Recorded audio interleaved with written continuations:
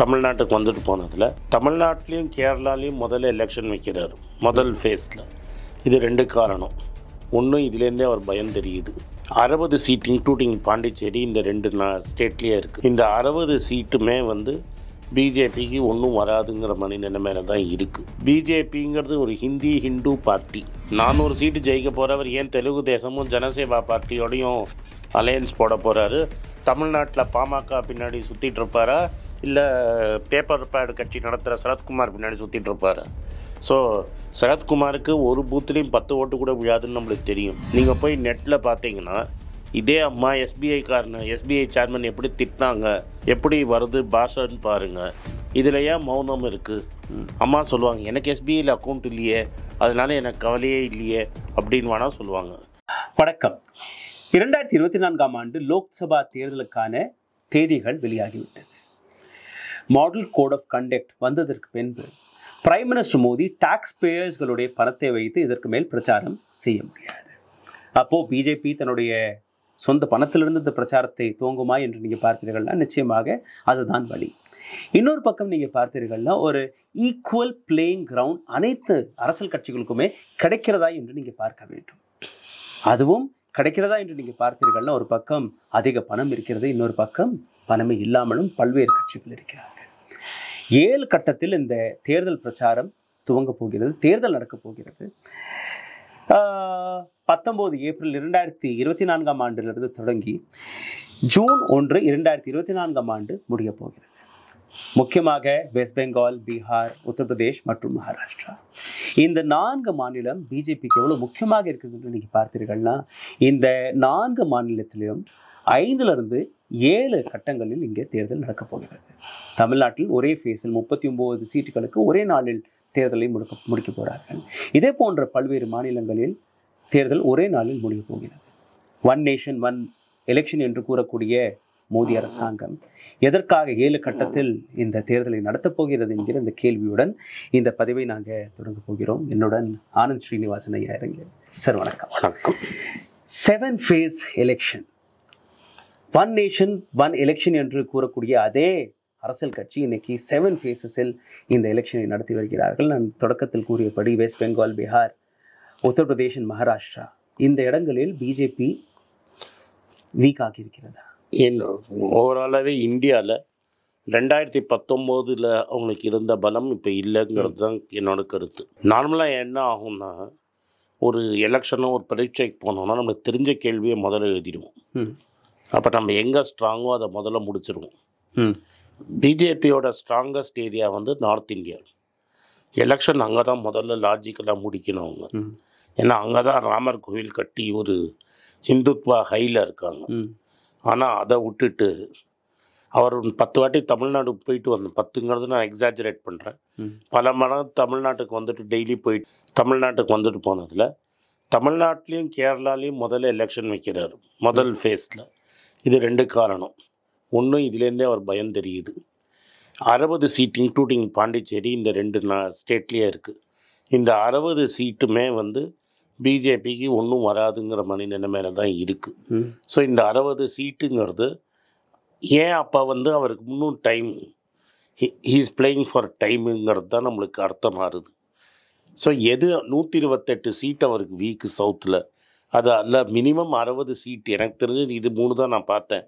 60 சீட்டை முதல் எலெக்ஷன்லேயே முடிக்கிறாருன்னா hoping that அவருக்கு டைம் ஃபேவரபுளாக ஏதாவது இன்சிடெண்ட் நடந்து, லாஸ்ட் டைம் ஜேஎன்கேயோட கவர்னர், முன்னாள் கவர்னர் சத்யபால் மாலிக் சொன்ன மாதிரி அவருக்கு ஏதாவது ஃபேவரபுளாக நடக்காதா அப்படிங்கிற ஒரு ஹோப்பில் அவர் நடத்துகிறாருங்கிறத நம்ம எடுக்கணும். இன்னொரு விஷயத்தில் என்ன நடக்கிறதுனா, என்னை பொறுத்த வரைக்கும் அவர் இவ்வளோ டெஸ்பரேட்டாக இருக்காரு. நேற்று வரைக்கும் தெலுங்கானா கவர்னராக இருந்தவங்க ரிசைன் பண்ணிவிட்டு இன்றைக்கே எலெக்ஷன் நடத்துகிறாங்க. எலெக்ஷனுக்கு கண்டெஸ்ட் பண்ணுறதுக்கு தான் நிற்கிறாங்க. அது எப்படின்னா, ஒரு கவர்னருங்கிறது கான்ஸ்டியூஷனலி நியூட்ரல் போஸ்ட்டுன்னு பேர். ஸோ தெலுங்கானா கவர்னராக நேற்று வரைக்கும் இருந்துட்டு, ஆல்சோ இன்சார்ஜ் ஆஃப் பாண்டிச்சேரியாக இருந்துட்டு ரிசைன் பண்ணிவிட்டு 10 நாள் கழிச்சு எலெக்ஷன் ஃபேஸ் பண்ண போகிறாங்க. அந்த எலெக்ஷனில் நிச்சயமாக அவங்களுக்கு தோல்வி தான். தோல்வியானால் திரும்பி கவர்னர் பதவி கொடுப்பாங்களா? இது என்ன விளையாட்டாக இருக்குங்கிறது எனக்கு புரியலை. இன்னொன்று, குதிரை பேரம் பண்ணுறதுல இந்த அரசியல் மாதிரி யாருமே பண்ண முடியாது. ஒரு பெரிய பாப்புலர் ஒன் மேன் பார்ட்டியில் இருக்கிற எம்எல்ஏ பாதியை உடச்சி கவர்மெண்ட் ஃபார்ம் பண்ணுறதுல இவங்க எக்ஸ்பர்ட்ஸ். மகாராஷ்டிராவில் சரத்பவாரோட பார்ட்டியை உடைச்சாங்க. அவரோட மர்மன் இருக்கிற அஜித் பவாரை உடச்சி பார்ட்டி கூப்பிட்டு போனோம், அந்த சைடில் கூப்பிட்டு போய் அவரோட அஜித் பவாரோட ஒய்ஃபும் சுப்ரியா சூலேயும் பாராமதியில் ஒருத்தருக்கு ஒருத்தர் அகேன்ஸ்டாக ஃபைட் பண்ணுற ஸ்டேஜ் அஜித் பவார். ஸோ அவங்க 2 பேரையும் சேர்ந்து இப்போ 2 பேரும் அடிச்சுக்கிறாங்க. அது மாதிரி ஸ்டேஜுக்கு கொண்டு வந்துட்டாங்க. பட் அவங்களுக்கு என்ன தெரிலன்னா, மராட்டா ஓட்டு strongly with Sharad Pawar, not with Ajit Pawar. Ajit Pawar maybe நல்ல ஆர்கனைசேஷன் மேனாக இருக்கலாம், but the cadre is with Sharad Pawar. உங்களுக்கு ஞாபகம் இருக்கும், பழைய எலெக்ஷனில் நோ லெஸ் தென் சிவாஜி மகாராஜோட பையனை அவர் வம்சாவளியை அவர் எம்பி ஆக்கினார். அந்த ஆள் பிஜேபிக்கு தாவிட்டு எலெக்ஷன் ஃபோர்ஸ் பண்ணார். கொற்ற மழையில் சரத்பவார் நியாயம் கேட்டார். மழை கொற்ற மழையில் நின்று சரத்பவார் நியாயம் கேட்ட ஸ்பீச்சு இன்னும் மகாராஷ்டிரா மறந்துருக்காது. அது ஒரு ஆள் துரோகம் பண்ணதுக்கு, அதுவும் சிவாஜியோட தப்பு நான் என்ன பண்ணேன்னு கேட்டார். இப்போ சொந்தக்கார பையனே தியாகம் பண்ணும்போது, இப்போ டார்ச்சர் பண்ணும்போது, அடுத்த 60 நாள் சரத்பவார் என்ன பேச போகிறாரு, எங்கெங்கே பேச போகிறாரு, என்ன அதோட எதிர்வொலி இருக்க போகிறது மகாராஷ்டிராலங்கிறத நம்ம பார்க்க போகிறோம். Sir, while we were discussing, Election Commission of India had given a recent order to remove DGP of West Bengal. Not only that, DGP of removal of home secretaries of Gujarat, Uttar Pradesh, Bihar, Jharkhand, Himachal Pradesh and Uttarakhand. How do you see this? Because இப்போதான் 2 நாளைக்கு முன்னாடி prime minister Modi தேர்வு செய்த 2 election கமிஷனர்கள் வந்திருக்கிறார்கள். இது டெஃபினட்டாக supreme கோர்ட்டுக்கு போகும். ஏன்னா சுப்ரீம் கோர்ட்டில் ஆல்ரெடி எலெக்ஷன் கமிஷனை சேலஞ்ச் பண்ணி, இந்த எலெக்ஷன் கமிஷன் சேலஞ்ச் பண்ணி ஒரு இது இருக்குது, ஒரு கேஸ் பெண்டிங்காக இருக்குது இந்த சட்டத்தை சேலஞ்ச் பண்ணி. ஸோ நாளைக்கு இந்த எலெக்ஷன் போது இன்ஃப்ளக்சுவஸ்னு வந்துருச்சுன்னா அந்த 2 பேர் ரிசைன் பண்ணணும். அடுத்தது இந்த எலெக்ஷன் கமிஷன் எடுத்த ஜட்ஜ்மெண்ட் டிசிஷன். பட் ஒரு ஹோம் செக்ரட்டரியை மாற்றினதுனாலையோ இல்லை ஒரு டிஜிபியை நீங்கள் எலெக்ஷனுக்கு 45 நாள் முன்னாடி மாற்றினதுனால உங்களுக்கு ஒன்றுங்கிற டிஜிபியை மாற்றி அட்மினிஸ்ட்ரேஷனை நீங்கள் மாற்ற முடியாது. இப்போ இது தமிழ்நாட்டை பொறுத்த வரைக்கும் தேர் யூஸ் டு பி ஒரு Jayalalithaa set of officers and Kalaignar set of officers. நான் போன ஹிஸ்ட்ரியை சொல்கிறேன். ஸோ நீங்கள் டாப் டு பாட்டம் இருக்கும். அது நீங்கள் மேலே ஒரு ஃபிகர் பெட் ஐபிஎஸ் ஆஃபீஸரோ ஒரு ஐஏஎஸ் ஆஃபீஸரோ மாற்றினா போகாது. ஸோ மம்தாங்கிறவங்க 15 years, 50 this is 3rd term. So கீழே பிளாக் பிடிஓ வரைக்கும் அவங்களோட ஆட்கள் இருப்பாங்க. நீங்கள் ஹோம் செக்ரட்டரியோ டிஜிபியோ மாற்றி ஒன்றும் பெருசாக மாற முடியாது. So I don't think this will it only கண்தொடைப்பு. இப்போ ரீசெண்டாக ஒரு deviation tactic, it is a desperation. Uttarakhand அவங்க ஆட்சியில் இருக்காங்க. Even Gujarat, in that case குஜராத்தில் அவங்க ஆட்சியில் இருக்காங்க. குஜராத்தில் அவர் எப்படி மக்களை நடத்தினார், அந்த சிட்டிங் சிஎம் எப்படி நடத்தினாருங்கிறதையும் நீங்கள் பார்த்தீங்க. ஒரு நார்த் இந்தியாவில் என்னை பொறுத்த வரைக்கும் எனக்கு இப்போ எப்படி இருக்குங்கிறது நான் உங்கள்கிட்ட தான் கேட்டு தெரிஞ்சுக்கணும். பட் இந்த ஹிந்து பிஜேபிங்கிறது ஒரு Hindu party, except Gujarat which is an outside party. மகாராஷ்டிராவில் கூட they were riding on top of Shiv Sena. It was a Brahmin Maratha party. ஏன்னா ஒரு நாக்பூர் பிராமின் பார்ட்டி தான். நீங்கள் ஆர்எஸ்எஸும் நாக்பூர் பிராமின் பார்ட்டி அண்டு இவங்களும் ஒரு பிராமின் பார்ட்டி. ரீசன்ட் டைம்ஸில் நீங்கள் பார்த்தீங்கன்னா மகாராஷ்டிராவில் ஒரு ஹவுசிங் சொசைட்டியில் குஜராத்திஸுக்கு மராட்டாஸுக்கு இடம் கொடுக்க மாட்டேன்னு சொன்னது ஒரு பெரிய வைரலாக போச்சு. There is a clear division between Marathas and Gujus in Maharashtra itself. So BJP will be reduced to a Hindi heartland Gujarati party after this election. என்னோட கருத்து. சார், எலெக்ஷன் கமிஷன் ஆஃப் இந்தியாவுக்கு மறுபடியும் வந்துடலாம். நேற்று ஒரு ப்ரெஸ் மீட் கொடுத்திருந்தார் Rajiv Kumar, chief election commission of India. EVM பற்றி பல்வேறு கேள்விகள் வந்தால் கூட அதை பற்றின நேர் பதில் கொடுக்காமல் சுற்றி வளைத்து நேற்றும் அவர் பதிலை கொடுத்துருந்தார். போன வருஷம் ஆகஸ்ட் மாதத்தில் I still remember that India alliance head given a letter to ECI for a small time. அது இன்னைக்கு வரைக்கும் கொடுக்கல. ரெண்டாவது, அவங்க கேட்ட அனைத்து கேள்விகளையுமே நாங்கள் வந்து எஃப்யூகியில் போட்டுட்டோம். 19 லட்சம் இவி மிஷின்ஸ் காணவில்லை. அதெல்லாம் பல்வேறு கேள்விகளுக்கு நேற்று பதில் கொடுக்கும்படி உட்கார்ந்து இருந்தார். பட் எந்த விதமான பதிலும் கொடுக்கல. இது வந்து ரொம்ப clear. What was Rahul's comment, the soul of the Modi's election is in EVM மாதிரி ராகுல் காந்தி ஒரு கமெண்ட் கொடுத்துருந்தார். ஒரு ஸ்லாண்டட் கமெண்ட். எஸ்எம் குரேஷின்னு ஒரு பழைய எலெக்ஷன் கமிஷனர் ஒருத்தர் இருக்கார். அவர் ரீசெண்டாக என்ன சொன்னார்னா, இந்த டோட்டலி என்ன ஆகும்னா, நீங்கள் எல்லா விபேட்டையும் கவுண்ட் பண்ணீங்கன்னா எந்தெந்த பூத்தில் யார் யார் எந்த பார்ட்டிக்கு போட்டாங்கன்னு தெரிஞ்சிடும். ஸோ தென் தே வில் இப்போ 100% விவிபேட் கவுண்ட் இல்லையா சார்? 100% இருக்கணும். பட் இந்த 100% VVPAT should not be booth wise. Then the sanctity of voter ID will be lost. இது why it will be na, இப்போ முஸ்லிம் மெஜாரிட்டி பூத்தில் பிஜேபி லூசர்ஸ்னு வைங்க. Already you are seeing bulldozer politics. யூபியில் bulldozer politics பார்க்குறீங்க. So என்னை பொறுத்த வரைக்கும் it should not only be 100 விபிபேட்.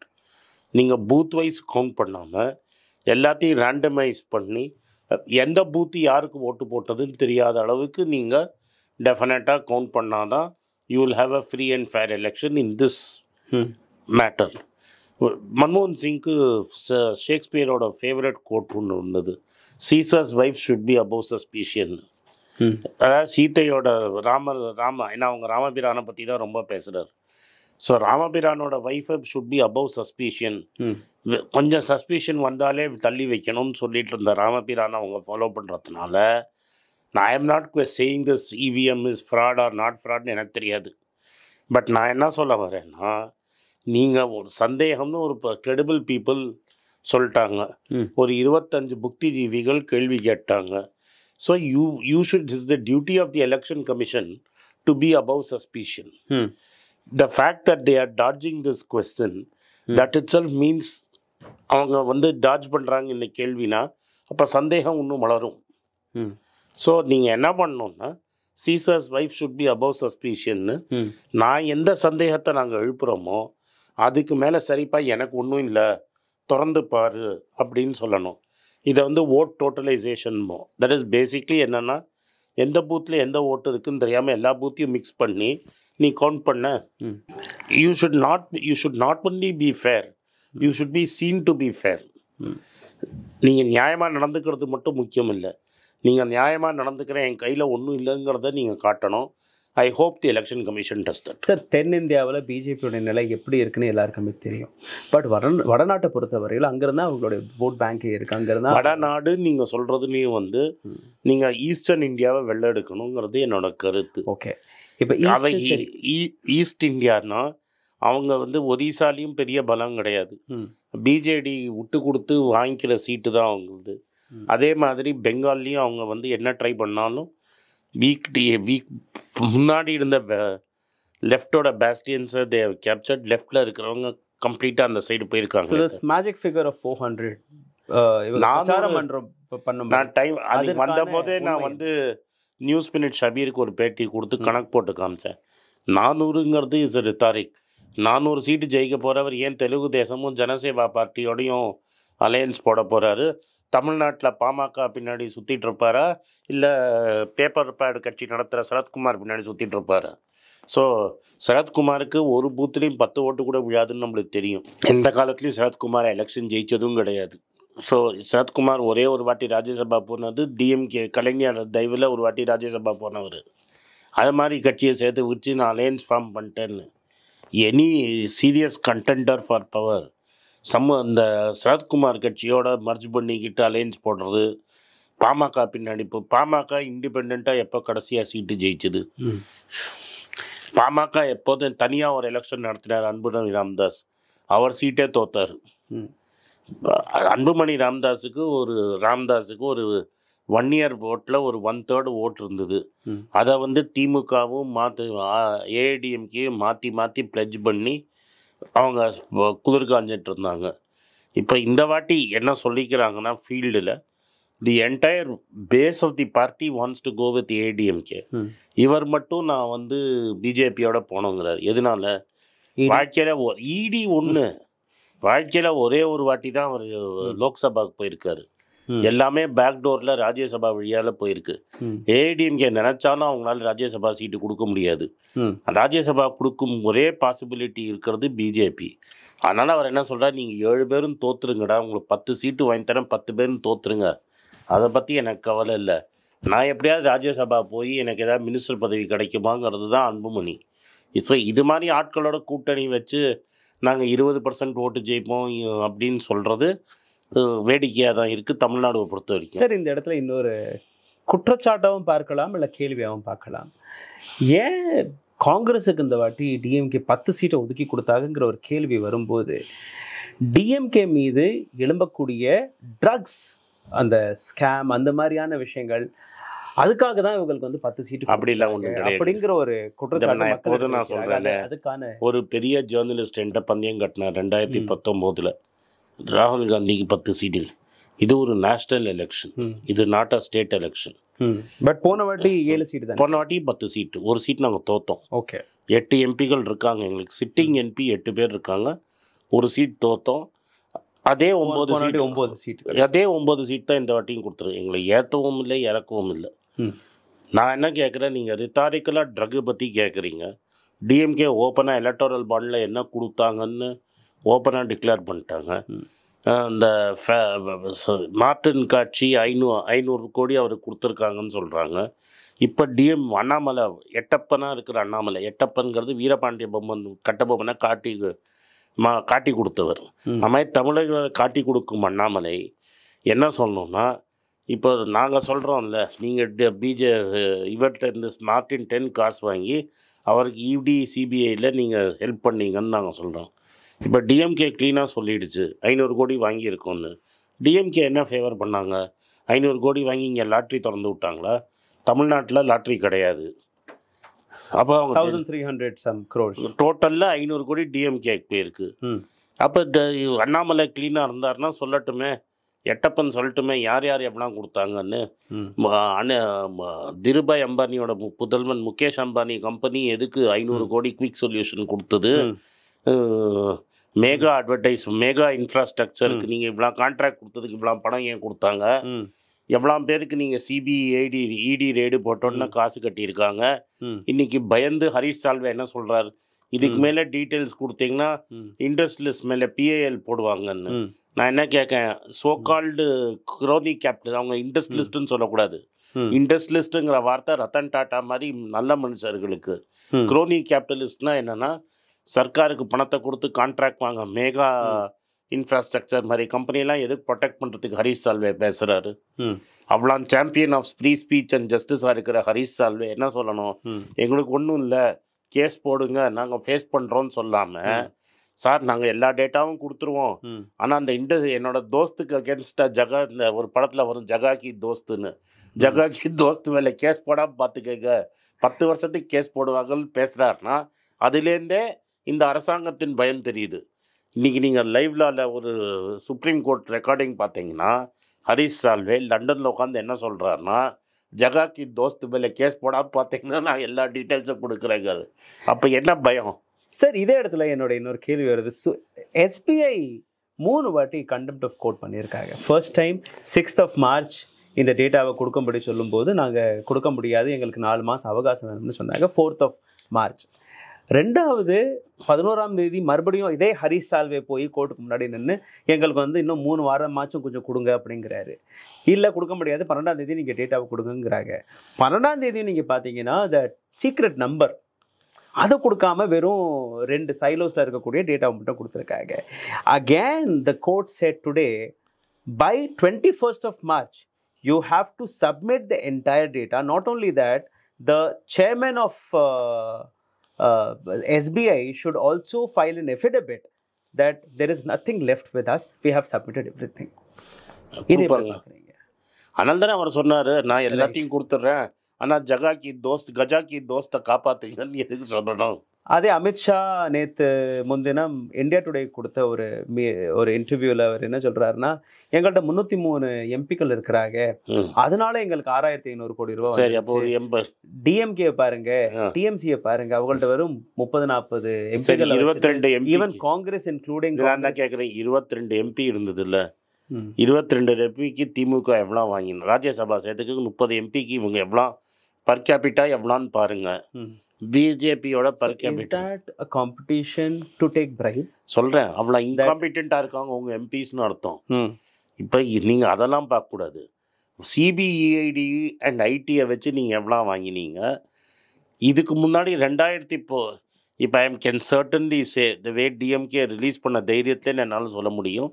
இதுக்கும் முன்னாடி மார்டின் டெஃபினட்டாக டிஎம்கே கொடுத்துருப்பாரு. Because our Coimbatore he can be a Dravidian sympathizer. But his son had joined the BJP. அதான் மிரட்டல் தானே. இப்போ நம்ம எப்படி வேணால் மிரட்டலாம்ல. இப்போ நம்மளதுல என்ன வெரி கிளியர் என்ன ரூலு. இப்போ அஜித் பவார் மேலே இடி கேஸ் இருந்தது. அவர் நாளைக்கு போய் சேர்ந்தோன்னா கங்கா ஸ்நானம் பண்ணார், சரியாக போயிடுது. அது மாதிரி கங்கா ஸ்நானம் பண்ண எல்லாருக்கும் இடி கேஸை க்ளோஸ் பண்ண வரலாறே இருக்கு.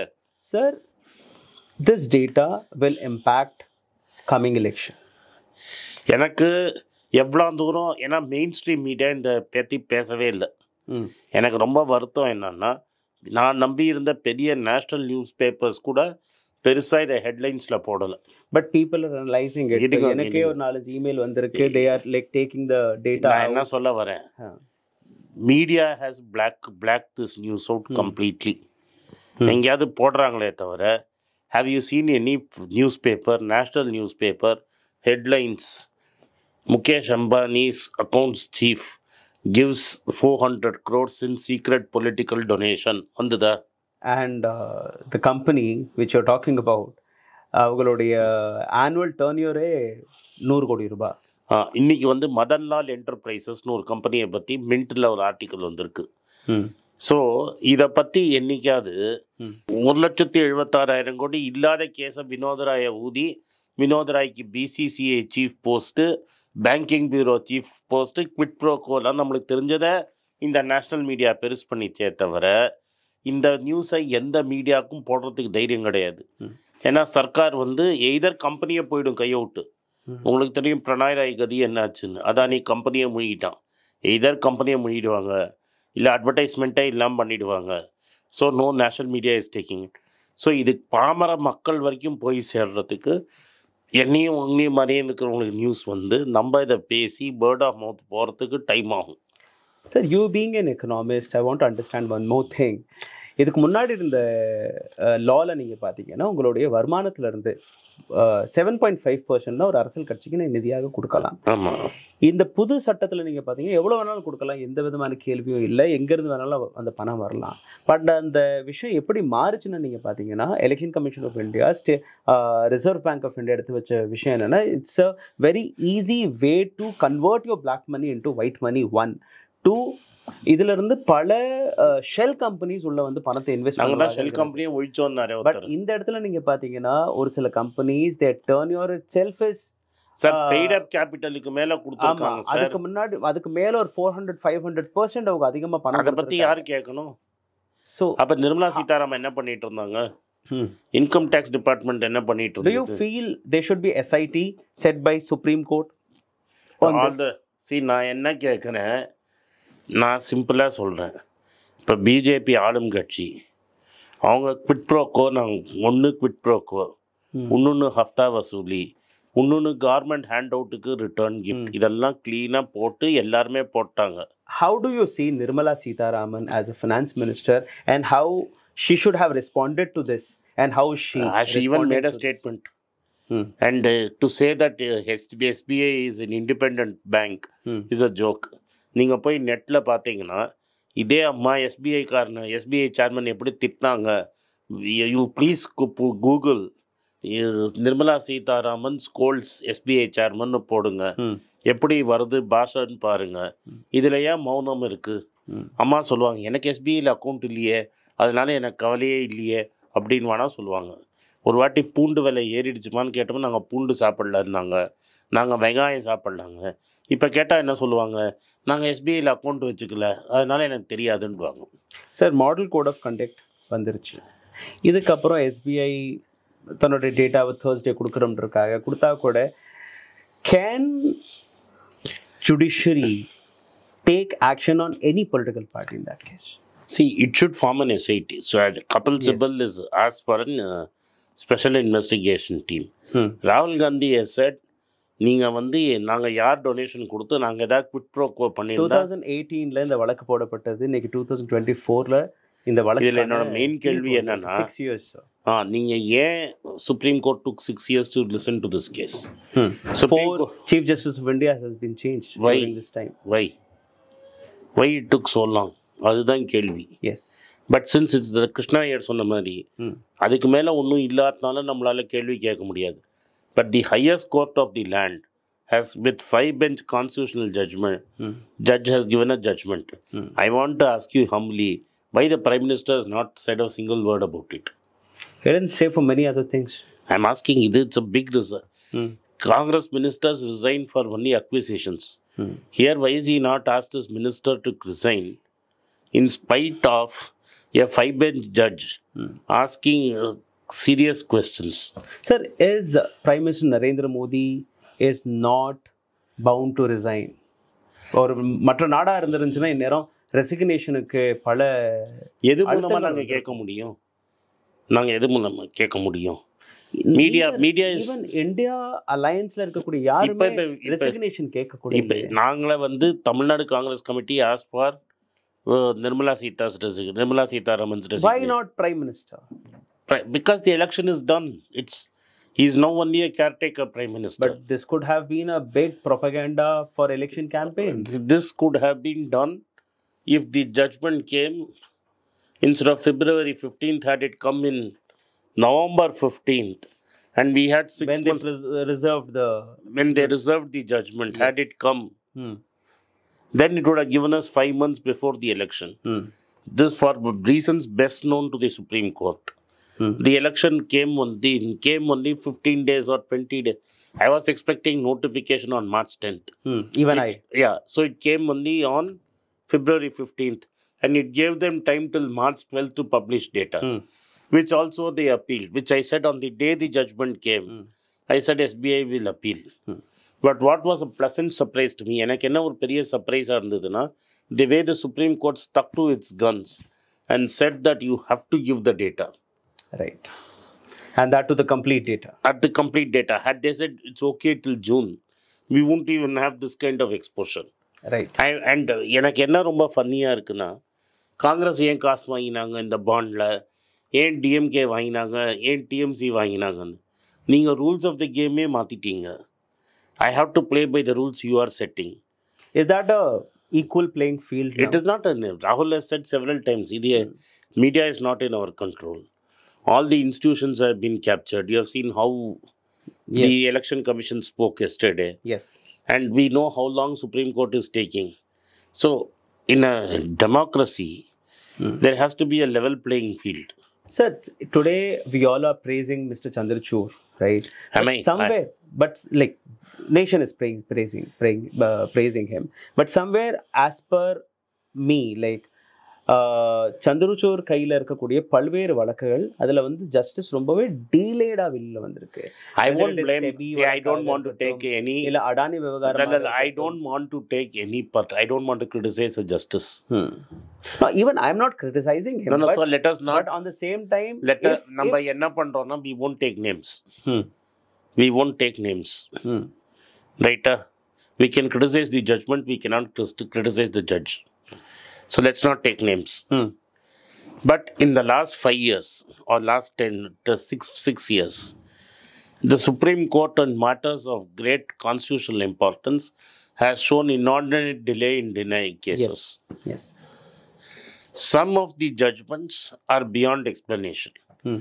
The famous Ayodhya judgment which came had no signatures of the honorable judges. Yes. So these are strange. We live in strange times. But the Supreme Court has Ayodhya verdict will finish Hindu-Muslim issue in India. I don't now think. CAA, NRC. Not CAA. They have now started Kasi, tomorrow Mathura. So they have no other agenda.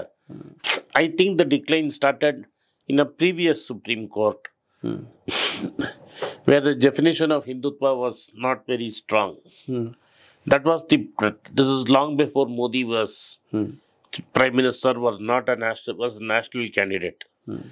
When there was nothing to do with Modi, a former Supreme Court justice gave a very loose definition of Hindutva, which allowed the current ruling party to go under the radar. Sir, I want to finish this interview with my last question. Rahul Gandhiயோட பாத யாத்திரை. Yes.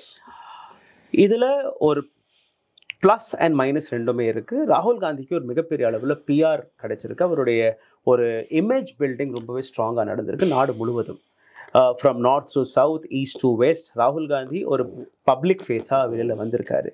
But அதே நேரத்தில் India அலையன்ஸையும் நீங்கள் தன்னோட இணைச்சு இந்த பாரத் ஜோடோ யாத்ராவை நடத்தியிருந்தீங்கன்னா இது இன்னும் பெரிய காட்டியிருக்கும்னு ஒரு the first past Bharat Jodo வந்து என்ன பொறுத்த வரைக்கும் it was only by Congress, but not only India alliance. Our main thing was, first there was no India alliance when we did the first. Second, I'm talking about the first நான் வரேன். இந்த Bharat Jodoங்கிறது வந்து the idea was to connect the leadership with its own cadre, which we succeeded hugely. I don't know whether it changed Rahul's image or not, but it definitely energized the Congress cadre. I walked in Kanyakumari. Right. So with my weight, I walked in Kanyakumari. There was a lot of energy. That's where it began. Yes. And then it got stronger as we went back. And Jammu Poning. I went to Jammu. And people were waiting before he came. Yes. So that was an energizing thing. When at that time what happened, people said, he went through easy areas. He shouldn't have spent 12 days in Kerala, 20 days in Karnataka. He avoided areas where the party was weak.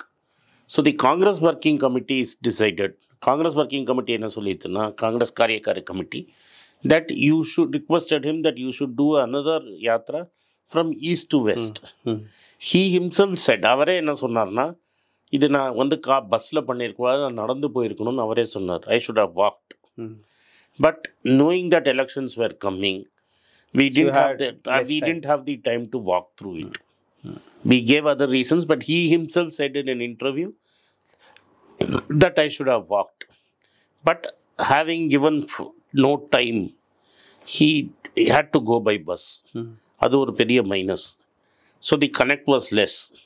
But even there, in parts of Bengal, Bihar and UP. Especially yesterday in Dharavi, Mumbai. No, that is at least where we are strong. Yeah.